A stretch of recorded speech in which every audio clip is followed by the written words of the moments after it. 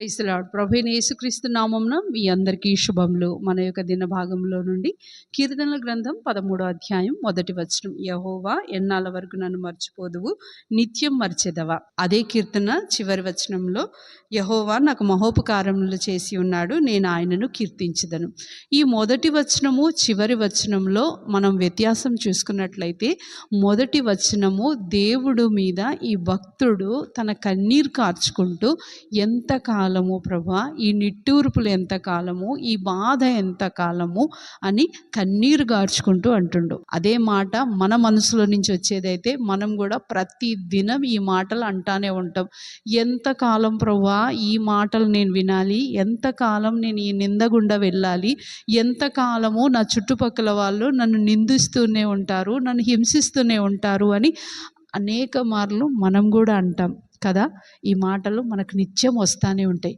కానీ కీర్తన ఎంత చిన్నదంటే, ఈ చిన్న కీర్తనలోనే దగ్గర దగ్గర 4 సార్లు ఈ భక్తుడు ఎంతకాలం ప్రభా, ఎంతకాలం అని వేడుకుంటుండు.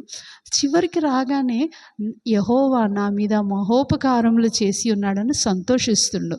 అక్కడ వచనానికి ఇక్కడ వచనానికి వ్యత్యాసం మధ్యలో ఏం జరుగుతుంది అని ఎప్పుడైనా ఆలోచించారా? మధ్యలో ఏం జరుగుతుందంటే, ఈ భక్తుడు అంటాడు కదా, దేవా నా కళ్ళను తెరువుము, దేవా నా పరిస్థితులను మార్చుము. బహుశా 2 చేతులు ఎత్తి కన్నీరు గార్చుకుంటూ అడుగుతుండేమో, దేవా నా కళ్ళను తెరువుము. ఒక్కొక్కసారి మన కళ్ళు ఎంత గుడ్డివి అయిపోతాయంటే, దేవుని యొక్క కరుణ, దేవుని యొక్క కృప, దేవుని యొక్క దయ మనకు కనబడకుండానే పోతూ ఉంటుంది. మనం మర్చిపోతాం దేవుడు ఏమేం చేశాడు అనే సంగతే మర్చిపోతాం. అయితే ఎప్పుడైతే ఆ భక్తుడు ఈ వెలుగులోకి వస్తాడో అంటే అర్థమవుతుంది, నేను చీకట్లో ఉన్నాను, నాకు వెలుగు సరిగ్గా కనబడట్లేదు. ఎప్పుడైతే తనకు అర్థమయ్యి దేవుని విధానంలో చూడడం మొదలు పెడతాడో అప్పుడు తనకి ఈ మాట వస్తుంది. ఏమని? యెహోవా నా మీద మహోపకారములు చేసి ఉన్నాడు, నేను ఆయనని కీర్తించెదను.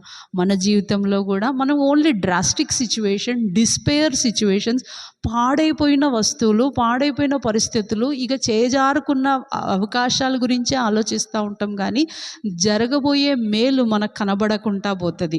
కాబట్టి ఇక్కడ ఒక మాట ఇవ్వబడుతుంది, నా కళ్ళను తెరుము. ఆ కళ్ళు, ఆ ఆత్మీయ కళ్ళు ఎప్పుడైతే తెరవబడతాయో దేవుని యొక్క గొప్ప నామం మనకు కనబడుతుంది, ఆయన సర్వాధికారం కనబడుతుంది, ఆయన సమస్తం చేయగలడు అనే ఒక దిక్కుగా మనకు కనబడుతూ ఉంటుంది. అట్టి దేవుడి దగ్గరికి రావాలని నా యొక్క కోరిక. రండి ఈరోజు దేవుని వేడుకుందాం. దేవా నా ఆత్మీయ కళ్ళను తెరవండి, నా కండ్లకి నీవు కనబడునట్లుగా చేయమని వేడుకుందాం. ప్రియమైన తండ్రి, యేసు ప్రభు ఘనమైన నామంలో దేవా ఎంతకాలం అని మేము ప్రశ్నిస్తూనే ఉండిపోతున్నాం. దేవా నీ గొప్పతనాన్ని చూడలేకపోతున్నాం. నీవు మా కళ్ళను ఆ విధంగా తెరుస్తేనే నీవు మా జీవితంలో చేసిన గొప్ప కార్యాలు మాకు కనబడతాయి. దేవా ఆ విధానంలో మమ్మల్ని జరిగించమని, మమ్మల్ని నడిపించమని ప్రార్థిస్తూ యేసుక్రీస్తు నామంలో ప్రార్థిస్తున్నాం తండ్రి. ఆమేన్.